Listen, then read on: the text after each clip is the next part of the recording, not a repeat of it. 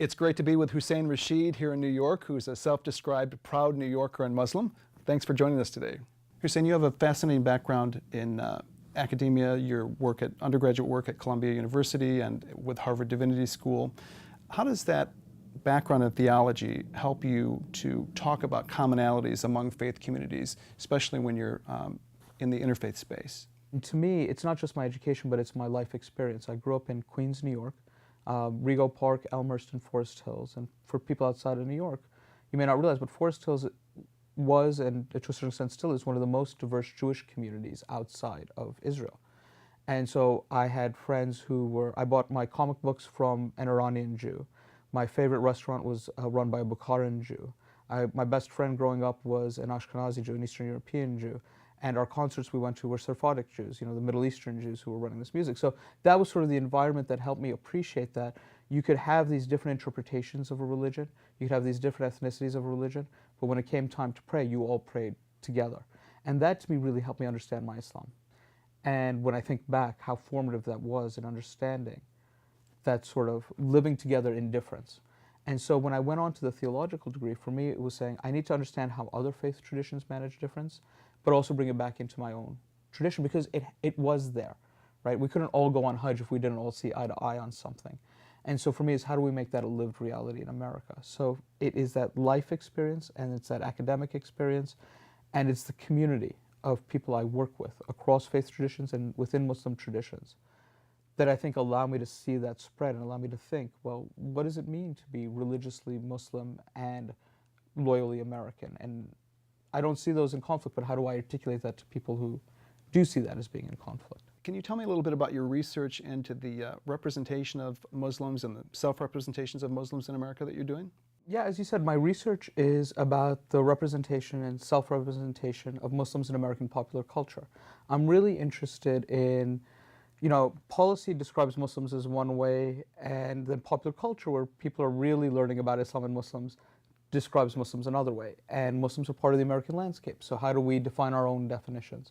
And I started with looking at music and looking at Muslim artists in hip-hop, in jazz, in electronica, and seeing how they were trying to understand their religious identity through artistic creation and how they saw themselves fitting in the American landscape. Then now I'm looking at blogosphere, Blogistan as I call it, the American Muslim blogging community, and how these bloggers are attempting to create a Muslim community, a Muslim American community as well, by both educating non-Muslims and educating Muslims themselves about what it means to be American and religious at the same time. As Associate Editor for Religion Dispatches, I'd love for you to share with us a little bit about the website, what kind of content exists there, and what people might find when they come to explore it a bit. Religion Dispatches, it's a project I'm very, very proud to be associated with, is a project that launched several years ago as a way to talk about religion in America and American culture. Part of the reason I was drawn to it is I believe that America is one of the most religious countries in the developed world, but at the same time we have one of the worst vocabularies to talk about religion, because the two things you can't talk about in polite company are politics and religion, and those seem to be the two things that really seem to define everything in this country. Right. So for me, for Religion Dispatches to offer me the opportunity to say, let's build that vocabulary, let's talk more intelligently about religion. So it allows me to combine my academic hat and my activist hat quite nicely, I think. It lets me say, okay, this is what it means to be a Muslim as an academic, and this is why I think that the way we talk about Muslims or Islam in America is a problem, and that sort of bridges that academic activist line for me. My activist voice appears in other places, but Religion Dispatches gives me that happy medium. Since 9/11, it seems as though the Muslim American community has perhaps been asked to define their own faith identity a little bit more. Do you think that's consistent or accurate in terms of what's been going on over the last decade? I think that after September 11th, Muslims across the board are being forced to be representatives in their faith that people of other traditions are not. My example is, if you stop a Catholic on the street and ask them to explain the concept of the Trinity, you're probably not going to get a definitive answer.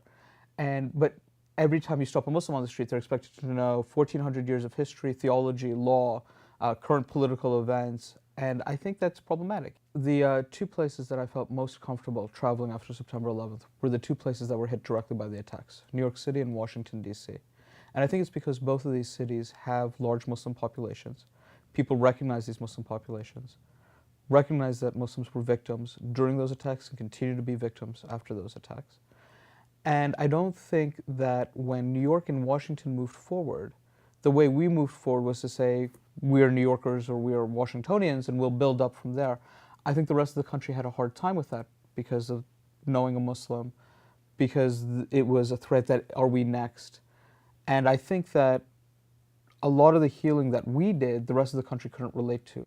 But I think one of the things that has come out of it from the Muslim American community that has been positive is that amongst second-generation immigrants and third-generation immigrants, a lot of the divisions that kept our parents' generation apart have really been erased. Not that we don't hold on to our identities, but we want to do better work. So it doesn't matter if you're Sunni or Shia, whether you're Arab or South Asian or African American, that there is a project of making an American Islam that we are very much actively engaged with. And that work has gained more prominence. And I think people are now starting to realize that the joke used to be the imam, the priest, and the rabbi walk into a bar. And the funny part was not the imam walking into the bar, but that the imam would be with the priest and the rabbi. And, but I think there's the idea that the imam is not necessarily the same as the priest and the rabbi. We're now getting seminaries like Hartford Seminary, Zaytuna College, Yale is interested in this space, Claremont Theological Seminary is interested in this space, in creating the American imam, who is essentially an academic like a priest and a rabbi. But really the better partner is not necessarily the imam, but is the academic like myself who does theology, who can sit with the priest and the rabbi and have those conversations. And I think we're seeing that acknowledgement in the American society as well. Hussein, I'm sure we could spend a great deal of time together, but I'd like to close out our time today by asking you how your specific faith tradition really informs your work and how you feel your work is really going to impact the next generation. When I think about my religious tradition, I look at the Quran like any scripture as being full of ambiguities, contradictions, and tensions within itself. And to me, being religious is being comfortable in those tensions and creating something out of that. And I look to the Quran as that sort of source of that ambiguity. I look at the prophetic role model as a way to say this is how the prophet lived with these ambiguities and know that there's a moral message. And I look to the guidance of my imams, I'm Shia, the guidance of the imams, the descendants of the prophets, to say this is what it means to lead the moral and ethical life and to build that better community. And for me, the ultimate goal is to build a better and more just society, not only for my children, but for everybody's children.